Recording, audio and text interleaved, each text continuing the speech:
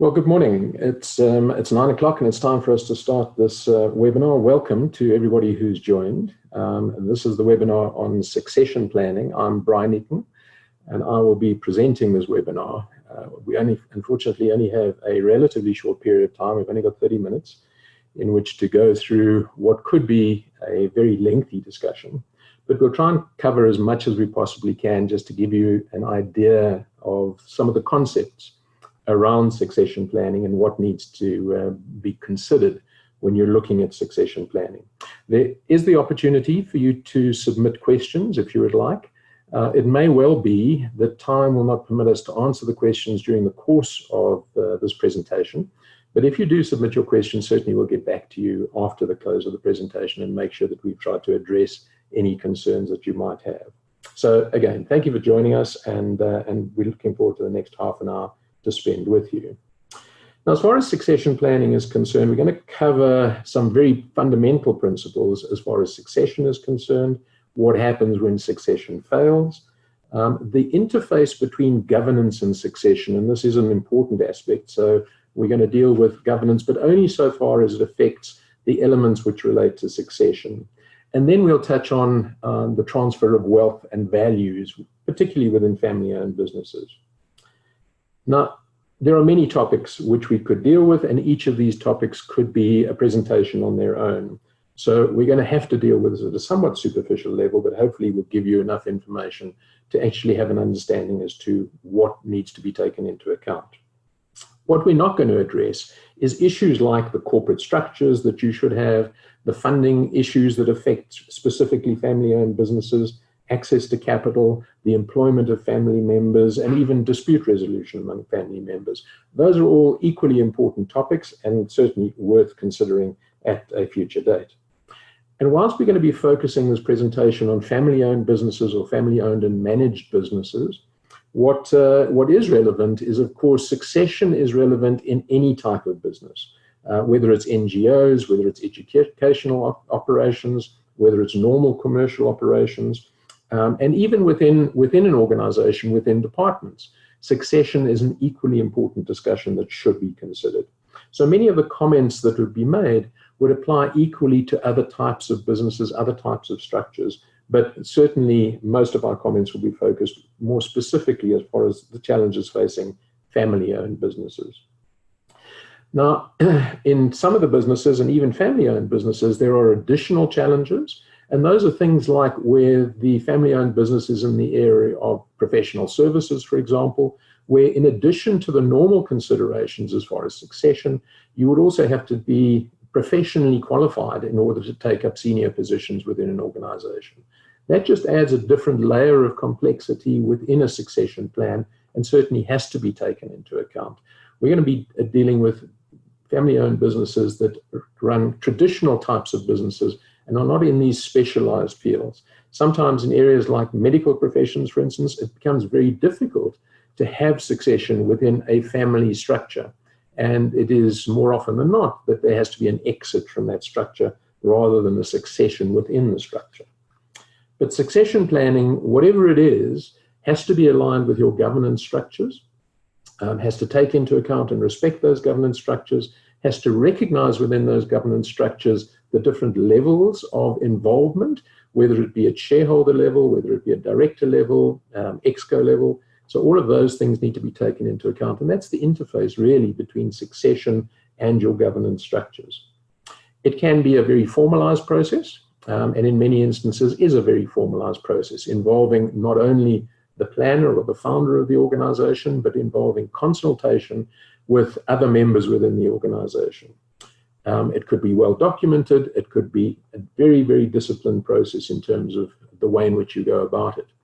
Whatever you do and however you approach the question of succession, whether you do a formalized process, whether it is extensively documented, whatever you do, it has to be intentional. You need to have an intention to have a proper succession plan, because it's only with that intention that you'll allow yourself sufficient time to be able to address adequately succession within your organization. There are two important concepts that we're going to frame some of the discussion around. The first is the business life cycle. Now, most businesses will experience elements of the business life cycle during the course of the development of the business. Depending on the sector which the business is involved in, the time period within which this business life cycle takes place can differ significantly. So, for instance, in a manufacturing operation, you would go through the development of the concept relating to the product which is to be developed. Then you would go through a manufacturing stage, and then you would go through being able to commercialize that. In technology, it can be a very much shortened period, because the development of technology and the refinement and refreshing of the technology is by definition a very much shorter period of time. So the duration of each of these elements within the business life cycle will change depending on the type of business that you're in. Now, just a word of caution, when we're referring to family-owned businesses, please don't get the impression that we're only referring to small businesses. Family-owned businesses can be very, very large and very substantial businesses. They can also be small businesses. They can be the corner store. They can be the small operation that is simply providing a service literally out of the garage. But when you look at family-owned businesses internationally, you'd get companies like Walmart, Ford, Marriott, Samsung, Hyundai, Tata. All of these are actually family-owned businesses. So these are international, multi-major corporations. In some cases, they're even listed operations. And those, by definition, are family-owned businesses because the control the family executes against the control of the operation. In South Africa, we equally have very large businesses. You only have to think of the Oppenheimers, think of the Ruperts, the likes of Pick n Pay. All of those, in essence, are still family-owned businesses. And there are changes which are taking place in some of those spaces, but certainly they have started off as family-owned businesses and to a large extent are still family-owned businesses. And even outside of that listed environment, you would get household names like, for instance, the Prattley family and the Prattley products. That, again, would be a family-owned business, a significant private company within the family-owned business space. One of the most obvious, in fact, as far as family-owned businesses are concerned, is agriculture, where probably almost 80% of agriculture in South Africa is in truth farmers who are family-owned businesses. So agriculture is a very large part of family-owned business sector. But the business life cycle will go through this innovation, startup, the development of the product. You then get the growth, and then you get to maturity. And that's the important part as far as our discussion today is concerned, because once you go through that mature phase, you've got decisions that need to be made. And those decisions will involve that either nothing is going to happen, in which case your product is going to decline, it's no longer going to be attractive in the marketplace, your market share is going to start to decline as a result either of the product no longer being relevant, or alternatively competitors coming in to the space that you have created for them because your product is so successful, and now you have competitors and possibly a price competitive issue. So it could go through a decline. Alternatively, you have two other choices. You have to then innovate. You've got to change, you've got to develop, you've got to innovate in terms of new products or new service lines that you need to then introduce. And the same applies to succession. Now, these could take place at the same time. They could be taking place at different times. It may be during the life of the founder of the family-owned business that they have already gone through an innovation and redevelopment of a number of different products within their business and within the life cycle of their business. And it may not be that succession and innovation are taking place at the same time, but certainly without the innovation taking place, succession in itself will actually be meaningless. It actually won't result in the desired outcome. The second type of, sorry, I'm just changing the slides. The second type of structure that we would be looking at is specifically in relation to family-owned businesses is what's known as the three-circle model.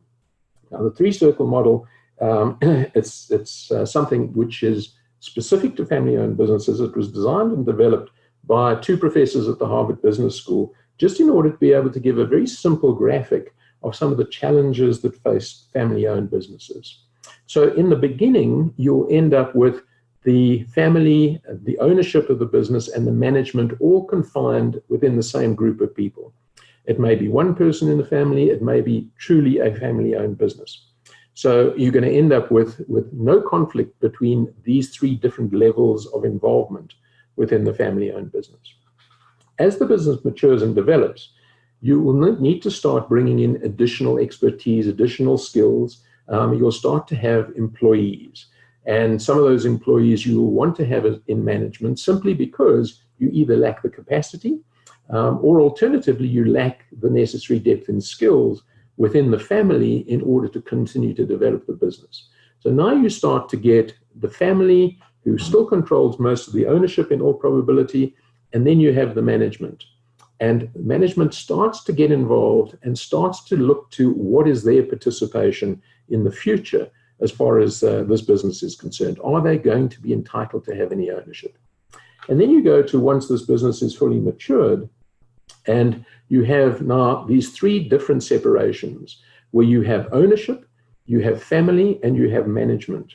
And you have the intersect between all of these. Now, depending on what the nature of the business is, that intersect may be that the family still controls all the ownership and management is simply involved as employees within the organization.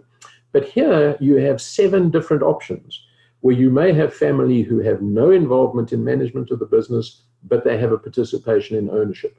The family may have a participation in ownership, in management, but have no participation in ownership. And so you have this collection of different alternatives that start to develop. And that's where your complexity starts to come in terms of the way in which the family-owned businesses is run. And you need to look at the succession plan as far as these different levels are concerned. Are we looking only at the family's succession in terms of its participation in ownership? Are we wanting the family to continue to participate in the management of the company? Are we wanting management to have some participation in ownership? And all of these are dynamics which you need to take into account, and they are going to be unique to your operations. They're going to be something that you have to take into account as to what's in the best interests of the business model that you have created, and what is your intention and purpose around how to bring all these people in, how to incentivize them, how to make sure that you have the opportunity to keep including people in the business, and what's the purpose of doing that. So those are the two, whether it's the business life cycle or this 3-circle model, those are 2 different aspects of a family-owned business that you're certainly going to have to take into account when you're looking at this question of succession. But going back to the whole question of this business life cycle, we touched on innovation. We're not going to deal in any depth on innovation at the initial stage because we're assuming that this business has been successful, hence the reason why you've got to the point where you've got to look at succession. If the business wasn't successful, you wouldn't have to worry about that. During some of these phases, though, things do become important and can even impact the succession plan. For instance, during the growth phase, inevitably you're going to require an input of capital. Now, that capital could come from the family's own resources, but depending on the type of business, it is quite likely that you're going to have third-party funding that comes in and provides that capital in one form or another. It could be loan capital, so simply debt, or it could be equity that you may be looking at. And each of those is going to change what you need to do as far as your succession plan is concerned, and will also impact on your governance structures, obviously. Now, the important thing about capital funding is where you have loan funding, sometimes your debt covenants will actually place restrictions on what happens, particularly if there's a dominant individual, the founder of this business in a family-owned business, where your debt covenants will actually make provision for the fact that that circumstances could change if that planner, if that founder exits from the business. So even at that stage, in looking at that startup phase, in looking at the commitments that you're making, in securing finance, in securing capital in order to grow your business, you may have to, even at that stage, start considering what are the impacts of succession at the time that you do that. During the growth phase, the interesting thing with this is when you're being successful, things are going well, and what happens during this phase, more often than not, is lots of people then start taking an interest in this fledgling business that was created, and now suddenly, particularly family members, are now wanting to get involved in this business because it's successful, because there are opportunities. So now you start bringing family members in as employees within the business. They have expectations. And unless those expectations are very clear and understood and the process for their progression within that organization is understood, it can lead to conflict. So even that leads to formalizing of governance structures in order to make sure that there's no confusion that takes place.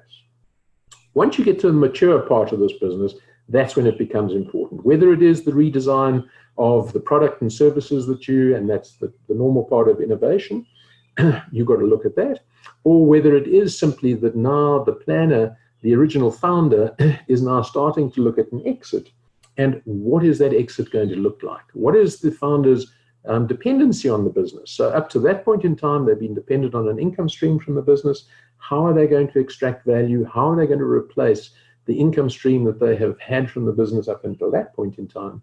And that's when it becomes important, not only for the future generations that are going to be reliant on the succession, but it becomes equally important as far as the founder themselves is concerned, as to how do you make sure that they can extract the value and continue living on the basis that with the lifestyle to which they have become accustomed. So it's that innovation, it's at that mature point that innovation becomes so successful. You need to reinvent this business. You need to look at the succession of individuals in this business. And innovation, I mean, it's a term which is trotted out regularly now. Everybody is innovative. Everybody has processes within organizations to make sure that we don't miss out on innovation. In truth, innovation is nothing new. Innovation has been with us forever. You're going back to the transition from horse-drawn vehicles to motor vehicles. That happened in the early 1900s. And within a period of 10 years, there was that transition. Now, unless you as your business was set up in order to embrace that innovation, your business was going to fail. So you can't just have a look at succession in terms of changing the people within the business. You have to make sure that your business is sustainable. You can look at other examples. Kodak, we all know the story about Kodak, that business didn't fail because they didn't understand digital photography. In fact, they developed digital cameras back in 1975. What they did was their management just failed to understand the significance of those changes. So again, you need the type of management within your succession plan that can deal with that. Nokia, a similar story. That again, they didn't embrace the change that they need to make. And in fact, most of their failure came from they didn't embrace the touch screen technology. And as a result of that, their business model failed. So succession and successful succession are critical when it reaches that mature phase of your business. It has to change. There's no point in having a succession plan of people unless you have innovation that goes hand in hand with it. There's no point in just simply changing the management and leaving them with an aging, dilapidated environment and infrastructure and product line because it's not going to succeed. And the most important thing is, of course, succession requires planning. And that means it requires time. It's simply not something that can be done at the last minute. It's simply something that has to be properly planned, properly executed, and it has to have time to do that. If you're too late to start the process as far as succession planning is concerned, when you've reached that mature stage of the business, in all probability, your only opportunity is going to be to exit the business. So what's the value that we're trying to create here as far as succession is concerned? And this is just a simple diagrammatic evaluation of what it looks like if we don't do anything. So if we don't embrace succession, if we don't embrace innovation, what is going to happen? We're going to be down in that bottom left-hand corner where simply we're going to close up the business. We're going to liquidate, we're going to dispose of the assets at best. And that's going to realize the lowest possible value. If, on the other hand, you break up the business and you can have time to sell the assets, you can realize a slightly better amount, but still it's not going to give you the best return. Once we move into the upper quadrants there, we've got the transition to management or family, the successful transition as far as succession is concerned. And that's going to give us sustained value. That's going to give us the opportunity to continue with the business and continue extracting value from the business. If you go to the far right-hand side, what you've got there is a planned exit to a third party. If you have nobody that can succeed in the business, if you don't have a structure that is capable of having the succession, or if there is not the value proposition for those who are coming in to be able to assist the planner to exit the business, then you may be looking at at selling this as a going concern. And again, if you're doing that, you have to make sure that this is properly planned, because if it isn't, you're going to lose value and you're going to be dropping down into one of those bottom quadrants. So certainly in terms of the initial return, exit to a third party may well yield the highest return initially, but then that's the end of it. You've got no business left. You've got nothing further that you can actually grow and develop. You've got no interest as far as the family is concerned necessarily, and you're dependent on the identification of the appropriate purchaser in order to decide whether your business is going to continue or not. So you've got to look at those 4 different alternatives when you're deciding where you're going to.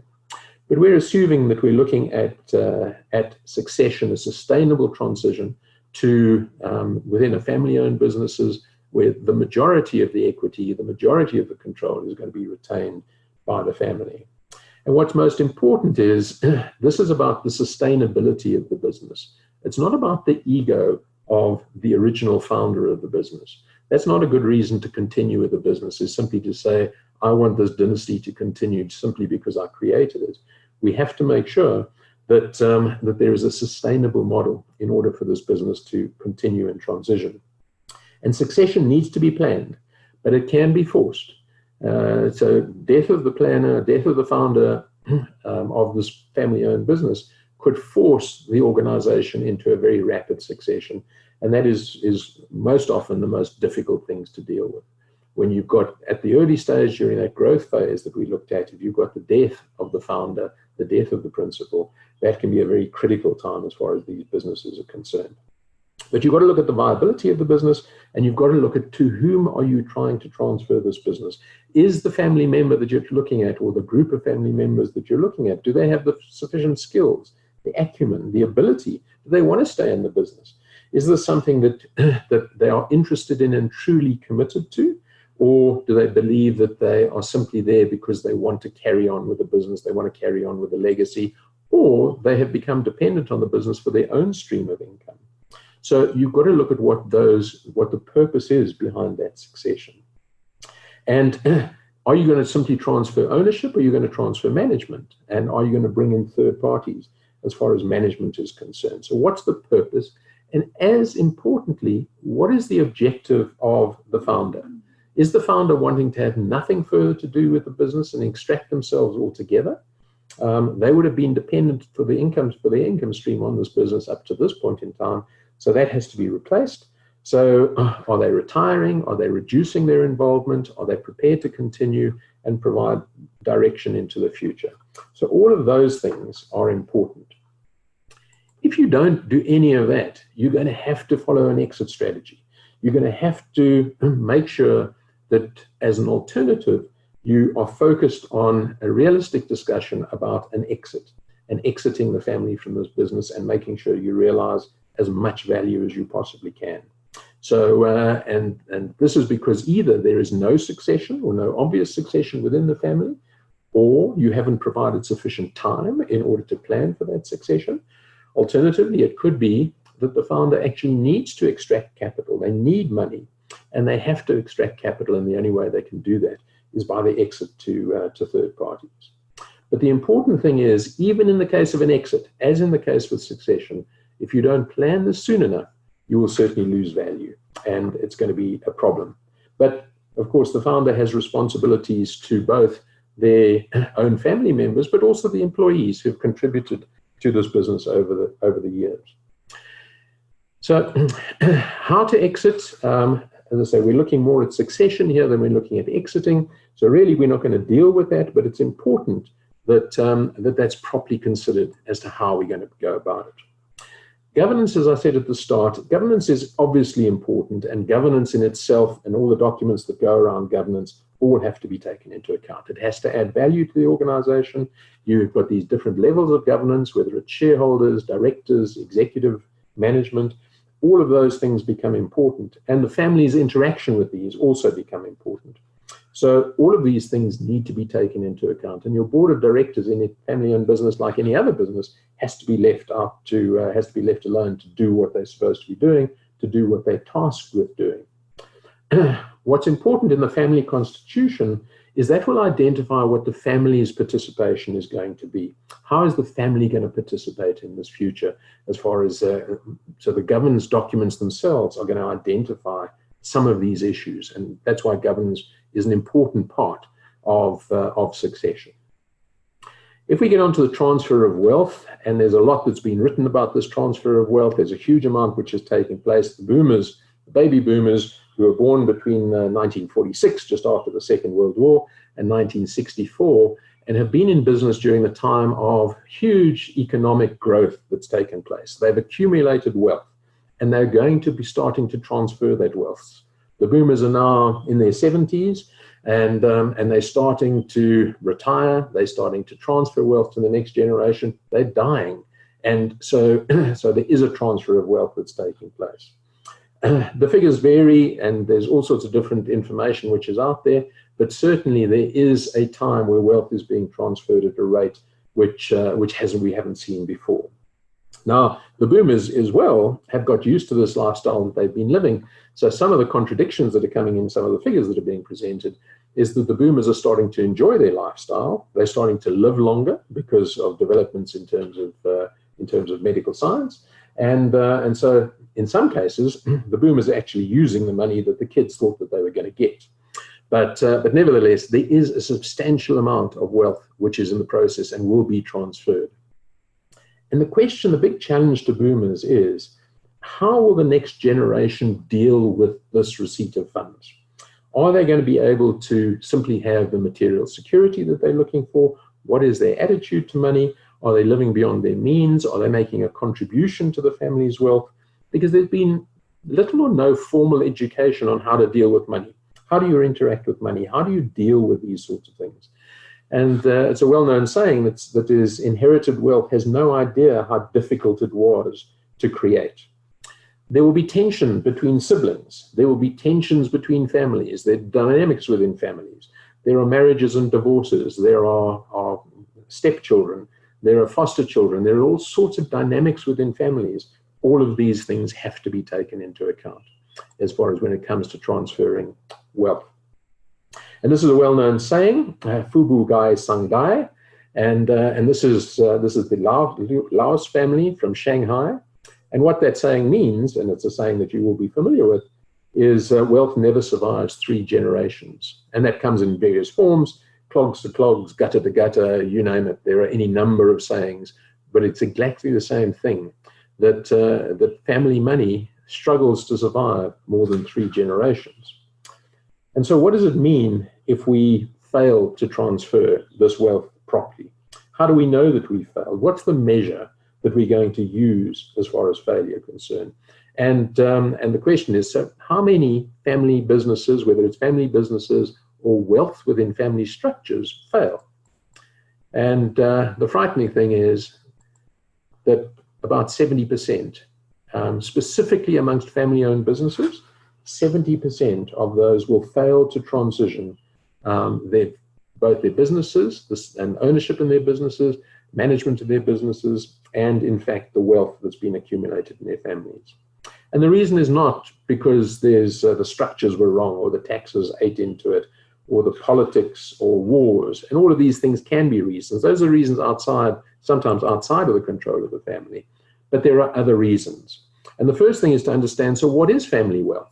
And here's another graphic which identifies family wealth. It's not just money. It's the combination of many things. It's the human capital. It's the people that are participating. Yes, it is financial capital, but it's also intellectual capital. Now, some of these are quantitative measurements, and some of these are qualitative measurements. But when we look at wealth in families that are being transferred, in truth, we're looking at all 3 of these to make sure that proper planning has been made for this transition. So what are the objectives? The objectives are not simply to preserve the wealth that's been created by the first generation and to preserve it going forward. We have to maintain and grow each of these 3 capitals in order to say that we're going to be successful. We can measure some of them. We can measure some in terms of what's the value of the underlying portfolios, but it's more different to measure the qualitative wealth. How is the family succeeding? How are they getting on? Do they want to remain in the businesses? Do they want to exit? Are there opportunities to do that? Are there opportunities to keep them involved? And again, time is critical for all of these things. Within investments, you look at short-term returns. Everybody looks at the value of their shares on a daily basis or a quarterly basis. As far as family-owned businesses are concerned, that's much more tolerant. We look at it in years or decades. In families, you actually look at it in generations. So it's very different in terms of the measurement of time as to when you're looking at what are these objectives as far as transferring value. What are the reasons why it fails? Interestingly, the vast majority of the reason why it fails is a breakdown of communication and trust. We don't trust each other, we don't communicate adequately, we don't plan properly, and that communication and trust breaks down. And as a result of that, we don't have common objectives, common goals, common strategies, and therefore this process falls apart. And that's one of the biggest reasons. Or we fail to inadequately prepare our heirs. We haven't had the discussions, we haven't had the debates, we haven't considered it properly, so therefore we fail to prepare the heirs to receive this wealth that they're looking forward to. Or failing to prepare the wealth is sometimes you get sudden death too soon. There wasn't the opportunity to prepare the wealth. But that covers the majority of the circumstances. It's within our control as to whether we deal with this properly, communicate it properly, or prepare the heirs properly. It's only 15% that comes to largely factors that are outside of our control that leads to the breakdown of these things. So if you're looking at a successful transition, what do you need to do? You've got to decide, what does the family stand for? What is this definition of wealth? What are we trying to do? How are we going about it? How carefully have we put these structures into place? How carefully have we planned this process? How carefully are we looking at what happens next? And the most important aspect of that is we need to communicate. You have to communicate that. And communication goes both ways. So communication is the founder has to understand what the beneficiaries need. What are the beneficiaries looking for? We're looking at different generations, and we know these different generations, but we're looking at the X and Y generations who grew up with very different circumstances as to when the boomers were initially growing up. The X and Y generations have access to more stuff. They have access to capital. They're technologically savvy. They deal with communication differently. They have different understandings. They view the world differently. They have greater expectations as far as sustainability in the world, conservation, things that impact the world, as opposed to simply the generation of money within organizations. So we need to make sure that we have understood what our beneficiaries are looking for. We then need to make sure that we have prepared our beneficiaries. We need to listen to them. We need to make sure that we know what they want.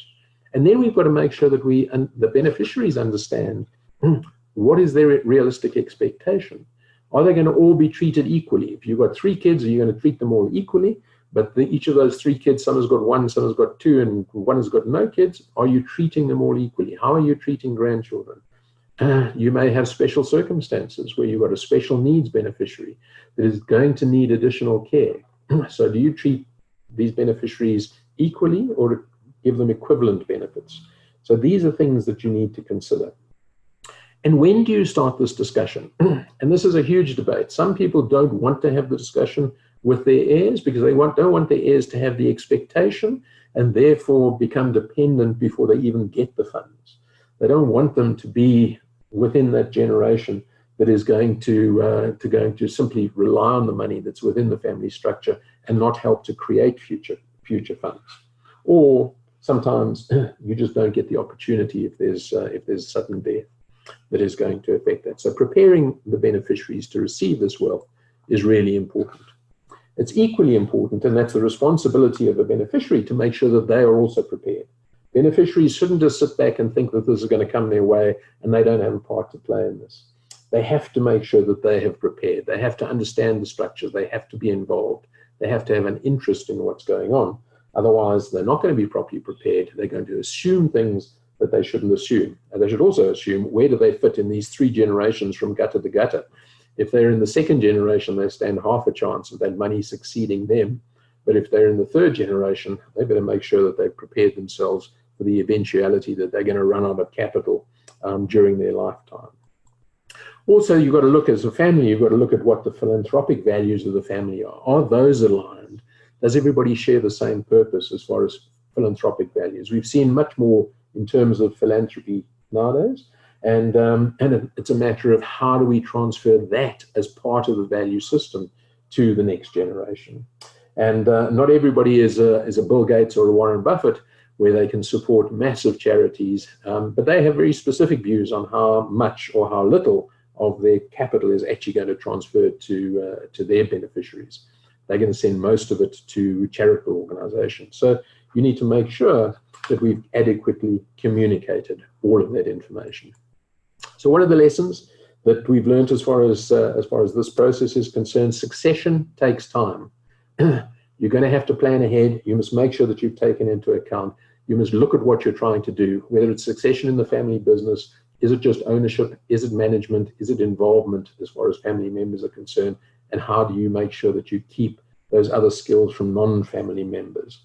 Look at family wealth not just as money, but as the three capitals that you are looking for, whether it's human, intellectual, or financial capital. And businesses, like families, are dynamic. They change all the time. Circumstances, environment changes around them.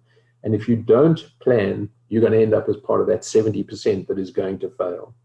Most importantly, and that's the most important message if you take nothing away from this, communicate. Discuss this with the beneficiaries. Discuss this with the family. Make sure that they understand what their role is, what your expectation is of what they're going to do. And having communicated and listened, make sure that you evaluate constantly. And one plan that is designed 5 years ago, 10 years ago, is not necessarily the plan that's going to go forward into the future. So thank you. I mean, we've covered a lot of information in a very short period of time. I have taken more than 7 minutes of your day, which you didn't plan for. So thank you for engaging. Thank you for putting up with that. And as I said, please feel free to send your questions through and we'll deal with those. Until next time, thank you very much indeed.